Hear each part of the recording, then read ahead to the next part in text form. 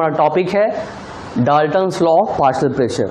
So according to this law the total pressure of non reacting mixture कैसा होना चाहिए? Non reacting. That means उन दोनों के बीच जो भी मिक्सचर है, जो भी कंपोनेंट लिए हैं, उनके बीच किसी प्रकार का रिएक्शन नहीं होना चाहिए।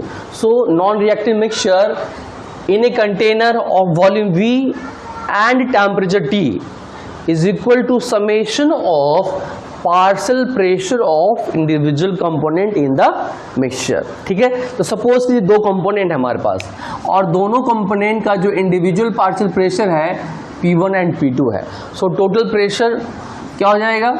PT equal to P1 plus P2 हो जाएगा। ठीक है ना। अब पार्शियल प्रेशर क्या होता है? The individual pressure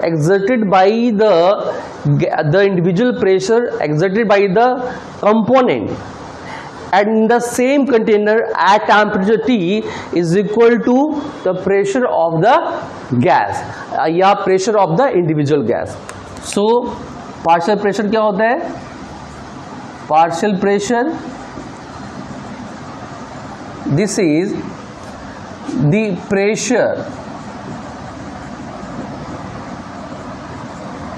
exerted by the individual component या individual gas, individual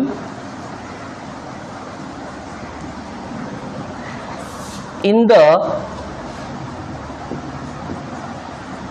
same container, in the same container at temperature T, at temperature T. सो ये क्या हो गया? पार्शियल प्रेशर हो गया, है ना। अब सपोज कीजिए कि हमारे पास एक कंटेनर है और इसमें एक जो प्रेशर अप्लाई कर रहा है P1 और दूसरा अप्लाई कर रहा है P2 अप्लाई कर रहा है। एक का नंबर ऑफ मोल N1 है, दूसरे का नंबर ऑफ मोल N2 है। इसका प्रेशर क्या है? T। वॉल्यूम क्या है? V है। इस कंटेनर का वॉल्यूम V है। तो जो अगर हम लोग आइडियल्स गैस इक्वेशन लिखते हो क्या होता है? PV equal to nRT। तो ये हम लोग को पता है PV इक्वल टू nRT। ठीक है, अगर हम लोग P1 के कारण लिखेंगे तो उसके नंबर ऑफ मोल्स कितने हैं? N1। टेम्परेचर T और वॉल्यूम V है। सो क्या हो जाएगा? P1V equal to N1 RT, है ना। इक्वेशन 1 मान लिए। उसी तरह से P2 के लिए लिखेंगे P2V equal to N2 RT। ठीक है ना। अब अगर सपोज कीजिए कि दोनों को हम सम अप कर दें, तो क्या हो जाएगा? P1 plus P2 into V equal to क्या हो जाएगा? N1 plus N2 into RT हो जाएगा। ठीक है ना। अब P1 प्लस P2 क्या है? PT है। P2 यानी total pressure into V equal to क्या हो गया? N1 plus N2 into RT हो गया। ठीक है ना। इसको हम लोग थर्ड मान लेते हैं। अब अगर मान ली कि 1 को 3 से डिवाइड कर दिए, ठीक है ना। अब अगर हम लोग 1 को 3 से डिवाइड कर दिए,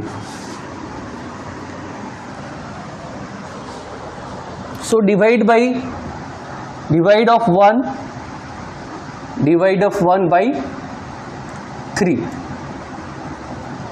तो क्या हो जाएगा? P1V upon PT into V equal to क्या हो जाएगा? N1 RT upon N1 plus N2 into RT हो जाएगा। RT कैंसिल हो गया, V कैंसिल हो गया, तो ये क्या हो गया?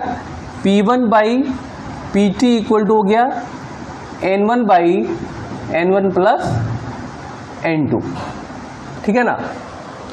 सो यहाँ पे P1 क्या हो जाएगा? P1 equal to PT into, और ये क्या है? मोल fraction of N1।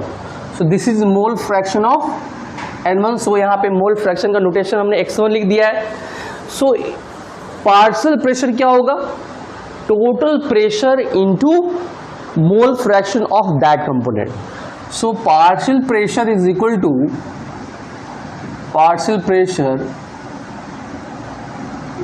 To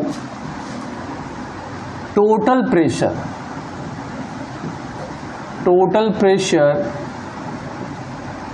into mole fraction. उसी तरह से दूसरे के लिए लिख सकते हैं। सो P2 क्या हो जाएगा?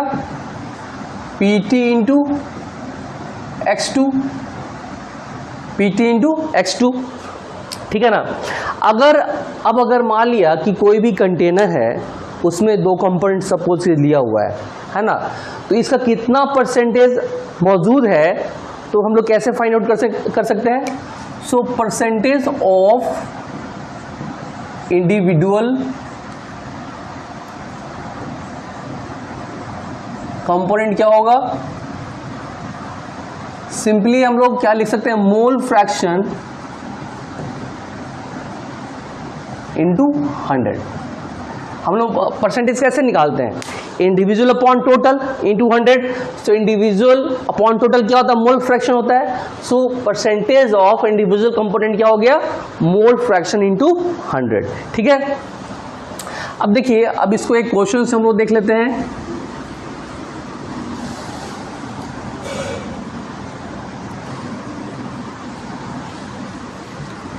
अब सपोज कीजिए कि आपके पास एक कंटेनर है,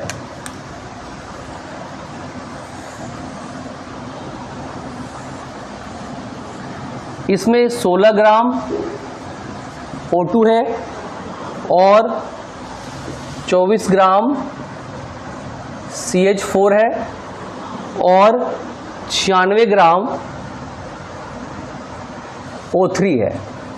ये जो कंटेनर है, इसका टेम्परेचर 227 डिग्री सेल्सियस है, वॉल्यूम 10 लीटर है, ठीक है ना। तो हमें निकालना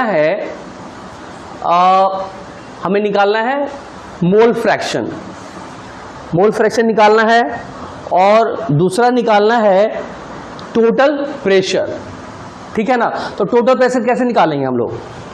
टोटल प्रेशर निकालने के लिए क्या यूज करेंगे? ये आइडियल गैस से हम लोग देखेंगे PV equal to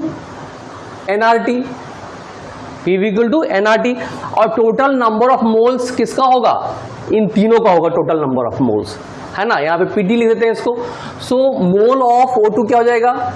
mole of O2, weight of O2 upon 32 equal to half. उसी तरह से मोल ऑफ CH4 क्या हो जाएगा? 24 अपॉन 16, 12 4 16, दैट मीन्स